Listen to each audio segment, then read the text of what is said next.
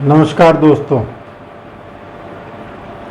तलाक क्यों, कारण और निवारण, इसके लिए मैंने आप लोगों से काफ़ी रिक्वेस्ट की थी कि मुझे सजेशंस भेजो, लेकिन आप में से किसी ने भी मेरे को कोई सजेशन वगैरह नहीं भेजे।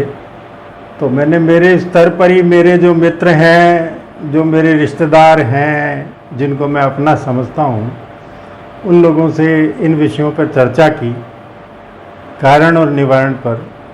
तो कुछ कारण निकल के आए हैं, अभी मैं उन पर चर्चा करूँगा। एक या एक से ज़्यादा वीडियो बन जाए, है ना, और उसके बाद आप लोग सजेस्ट करेंगे तो अपन निवारण पर भी बात करेंगे। तो दोस्तों, मेरी निगाह में सबसे पहले जो कारण आया है वो ये आया है कि आजकल हम जो रिश्ता करते हैं ना, लड़के लड़की का, तो वो हम रिश्ता नहीं करते, वो हम एक पार्टनरशिप फर्म बनाते हैं जिसमें वो दोनों पार्टनर बनते हैं। अब फर्म आप जानते हो बेजान होती है, इसलिए वो रिश्ता भी बेजान होता है, उस रिश्ते में कोई दम नहीं होता। कारण कि वो दोनों पार्टनर हैं, उनको तो संपत्ति इकट्ठी करनी है, उनको प्रेम से कोई लेना देना नहीं है, उनको कोई नहीं चाहिए। आजकल मोस्टली जितने भी बच्चे हैं सभी सेल्फ सेंटर्ड हो गए हैं। ना उनको माँ बाप चाहिए, ना उनको औलाद चाहिए, ना उनको कोई दोस्त चाहिए, ठीक है ना। दोस्त भी कौन से, बस ऐज मौज मस्ती ये करो, बस इसके लिए दोस्त चाहिए, बस, है ना। पार्टियां मना लो, सब मतलब ऐसे फ्रेंड होंगे, दारू पिलाओ उनको, खूब पिएंगे वो, ठीक, खाना वाना खिलाओ, खूब खाएंगे वो, आपके पक्के दोस्त हैं। इमरजेंसी पड़ जाए तो बुला लो, देखे कोई आ जाए तो, है ना। तो उनका काम केवल एक ही है, कमाना, खाना, ऐश करना। अब ऐसे जब रिश्ते होते हैं तो उन रिश्तों में नेचुरलिटी, प्राकृतिक संबंध तो होते ही नहीं है। वो तो पार्टनर है, पार्टनर में कभी कोई प्रेम हो सकता है। प्रेम रहेगा तो बिजनेस के कारण रहेगा, बस वो जितना बिजनेस है उतने तक प्रेम रहेगा ना, बाकी कोई फैमिली रिलेशन थोड़ी हो जाएंगे। सेम पोजीशन है वहाँ पे, ये दोनों पार्टनर्स होते हैं एक फर्म के, जो फर्म उन्होंने खोली हुई होती है, जिसका काम होता है कमाना, केवल कमाना और कोई काम नहीं। कमाना, संपत्ति इकट्ठी करना, ठीक है ना। इससे आगे अगर अपन जाएं तो नेक्स्ट उनका क्या जोर चलता है, चलो घूमने चलते हैं, चलो लॉन्ग ड्राइव पे चलते हैं, चलो फला होटल में चलते हैं, चलो अपन लंका घूमने चलते हैं, श्रीलंका, ठीक है ना, मलेशिया घूमने चलते हैं, दुबई घूमने चलते हैं, यूरोप घूमने चलते हैं। अब उनसे कोई तो ये पूछे कि भाई यूरोप में क्या पड़ा है, ऐसी कौन सी चीज़ है जो तुम्हारे देश में नहीं है। आज हमारे देश के इतने दर्शनीय स्थल हैं, इतने दर्शनीय स्थल है कि आप अगर जीवन भर भी देखते रहो ना तो भी ख़त्म नहीं है। लेकिन वो कहाँ जाएंगे, वो जाएंगे दुबई, वो जाएंगे श्रीलंका, वो जाएंगे मलेशिया, ठीक है ना। और बहुत जो ज़्यादा पैसे वाले हैं भाई, वो स्विट्जरलैंड भी जा सकते हैं। वैसे तो आजकल जितने भी लोग हो गए ना, सबकी इच्छा यही है हम स्विट्जरलैंड जाएं, हम यूरोप की यात्रा पे जाएं, ठीक है ना।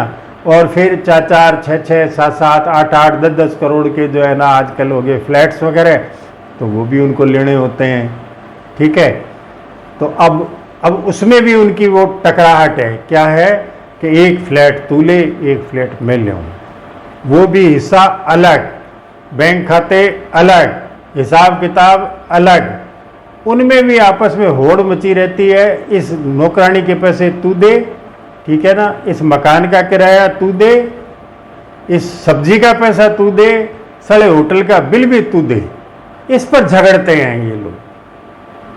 कैसा प्रेम, किसका प्रेम, कैसी शादी, ठीक है ना। तो पार्टनरशिप फर्मों में, अच्छा फिर उनके पेरेंट्स, वो तो पार्टनर नहीं हो सकते ना भाई, वो कैसे पार्टनर होंगे, फर्म तो तुम्हारी है, तो वो तो अलग रहेंगे ही, उनका कोई संबंध नहीं होता। कोई टेलीफोन टॉक नहीं, कोई बातचीत नहीं, कुछ नहीं, किसी से हालचाल नहीं पूछना, कोई रिश्तेदारी नहीं, किसी के मौत मरण में नहीं आना जाना, ठीक है ना। तुम तुम्हारी जानो, हम हमारी जाने, हमारी बेटी तुम्हारे माथे मार दी या हमारा बेटा तुम्हारे माथे मार दिया, पागल है तो जैसा है उसको रखो। लड़की अगर खाना नहीं बनाती, लड़की अगर झाड़ू नहीं निकालती, लड़की अगर मान लो कपड़े नहीं धोती, लड़की अगर आपका मान सम्मान नहीं करती, ठीक है ना, फूटे तुम्हारे। उनकी तो पार्टनरशिप फर्म बनी। कोई भी पार्टनर अपने पेरेंट्स को रखना नहीं चाहता अपने पास में। उनकी ये कोशिश होती है नंबर 1 तो जहाँ वो पड़े हैं वहीं पड़े रहें, बीमार हो, याद करते हो, कुछ भी हो, ठीक है ना, तो पड़े रहे हो। ज़्यादा किसी को लाड आ गया या मान लो माँ बाप ही ऐसे ढीठे हो गए जो चले गए अपने बच्चों के पास में, तो उनको भी वो उनकी कोशिश रहती है किसी तरीके से नंबर 1 तो किराए का मकान दिला दो, अलग रहने की व्यवस्था कर दो। उनको कह देते हैं हम नौकरानी रख देंगे, हम ये कर देंगे, लेकिन खर्चा तुम करना, हम नहीं करेंगे। क्यों? हमारे तो पार्टनरशिप फर्म है ना, कैसे निकलेगा पैसा? हम नहीं करेंगे। अगर किसी ने मकान दिला दिया तो सामान अपना लाओ, खाओ पियो, मौज करो, अपना इलाज कराना है खुद कराओ, डॉक्टर को दिखाना है खुद दिखाओ। उनकी औलादों को तो टाइम ही नहीं है।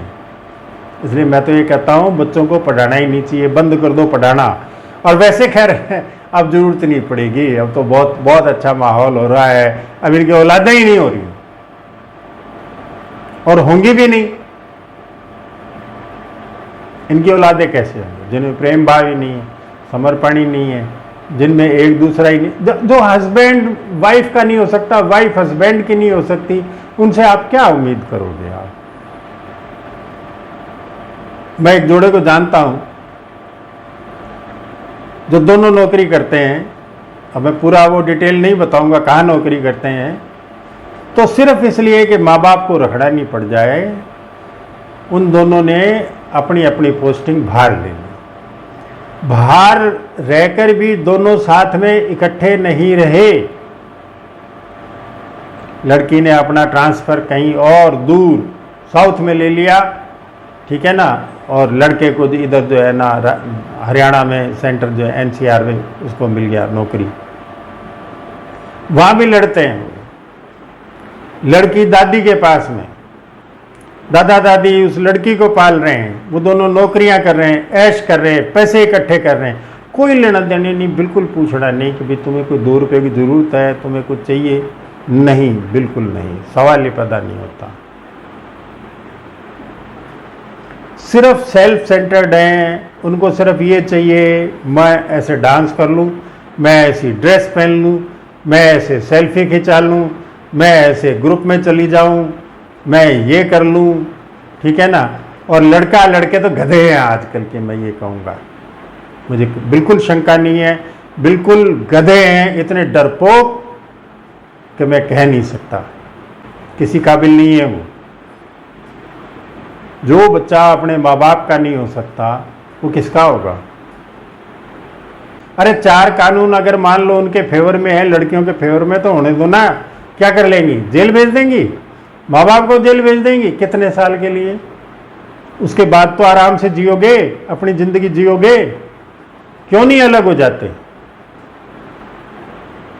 तो दोस्तों, तलाक का बेसिक रीजन एक ये भी है, लड़का भी डिप्रेशन में रहता है, लड़की मैंने कोई डिप्रेशन में नहीं देखी, सब आजाद देखी, अनपढ़ हो, गंवार हो, नौकरी वाली हो, और हो, कोई भी हो, मैंने कभी डिप्रेशन में नहीं देखी।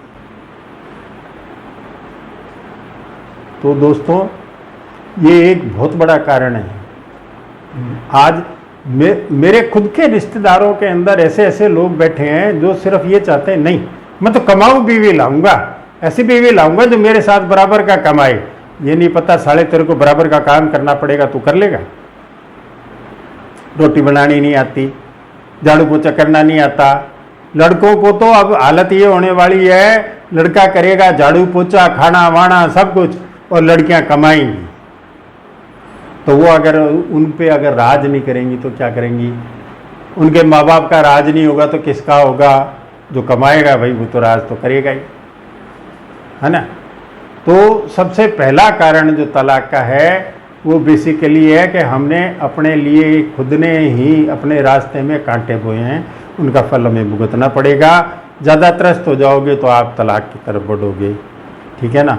तो ये जो कहते हैं ना कि भाई औरतों को वो सेल्फ डिपेंडेंट करो, फलान करो, डिकट करो, बहुत अच्छी बात है, लेकिन उस औरत को थोड़ा सा इतना तो ज्ञान दो कि भाई तू घर की नारी है, घर की लक्ष्मी है, और तू अगर तेरे घर में अगर साफ सफाई नहीं रखेगी, झाड़ू पोछा नहीं रखेगी, तो तेरे माँ बाप आएंगे यहाँ पे काम करने के लिए,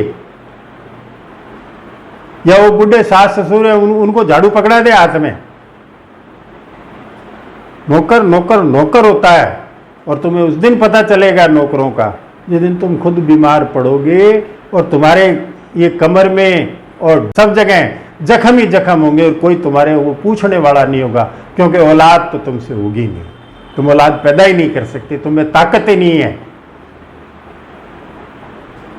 भगवान ने औरत को संतानोत्पत्ति का जो गुण दिया है वो बहुत बड़ा गुण है, बहुत सोच समझ के दिया था उसने, और औरत उस मामले के अंदर देवी वहीं से बनती है।